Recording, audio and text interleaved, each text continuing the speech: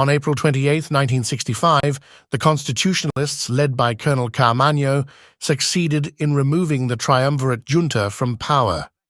The situation was dire and demanded immediate international attention. The escalating civil war caught the eye of the United States. Fearing the spread of communism and seeking to stabilize the region, the U.S. launched Operation Power Pack. They dispatched 42,000 troops to the Dominican Republic, hoping to broker peace between the warring factions.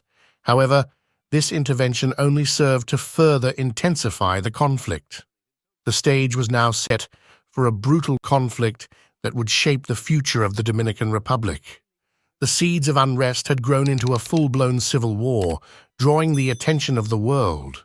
To fully understand the conclusion of the Dominican Civil War, we must explore the dramatic intervention of the United States. How did American involvement change the course of the conflict?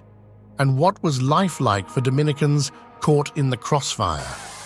Another call for help, now from the Dominican Republic, as rebel forces turn Santo Domingo into a battlefield.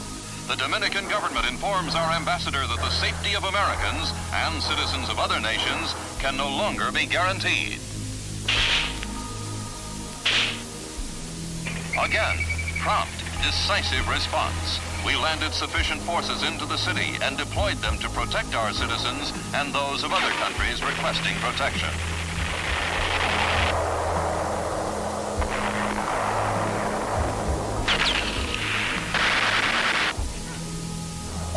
American civilians and other nationals requesting safe passage were transported to the airfield under military escort.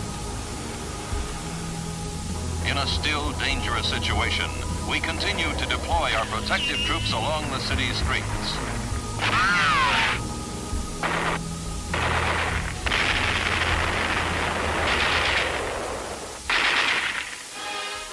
And then, as the Organization of American States designated a five-nation team to restore order, we began to withdraw our military forces.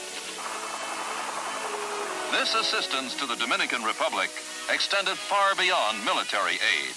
It meant the distribution of food to the hungry.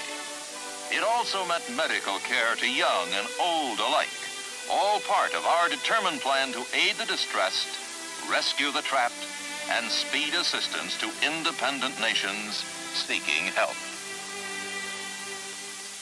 The United States intervened in the Dominican Republic out of a fear of communism spreading, much like it had in Cuba.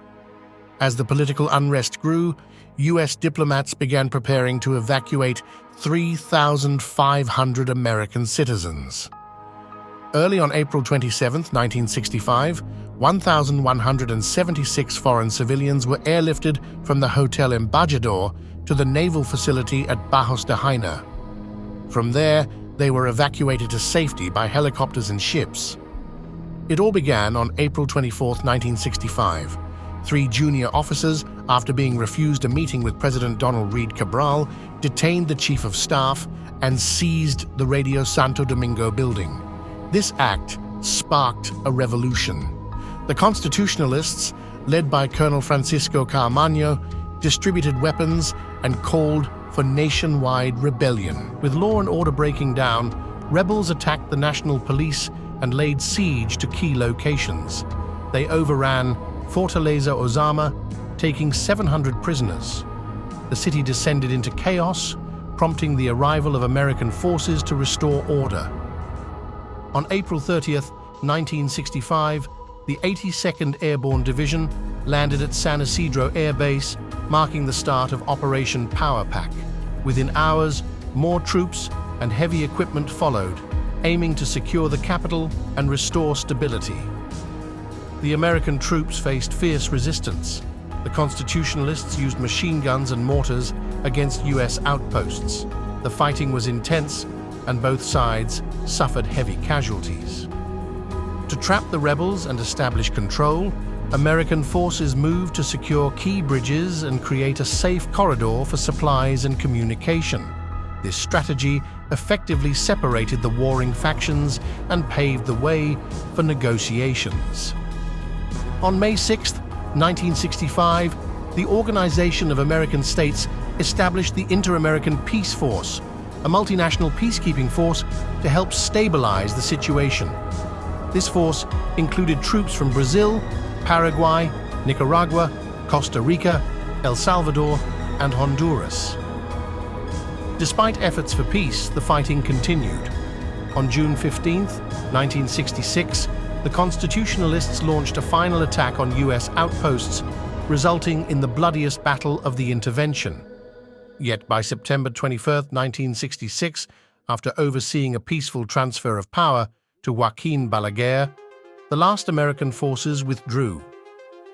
The first post-war elections were held on July 1, 1966. Joaquin Balaguer, with U.S. support, emerged victorious.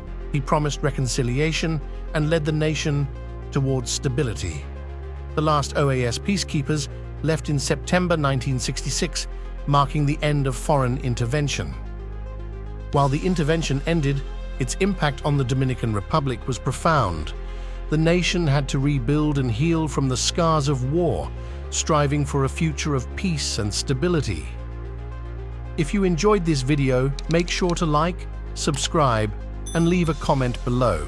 Also, check these videos right here for more on Dominican history.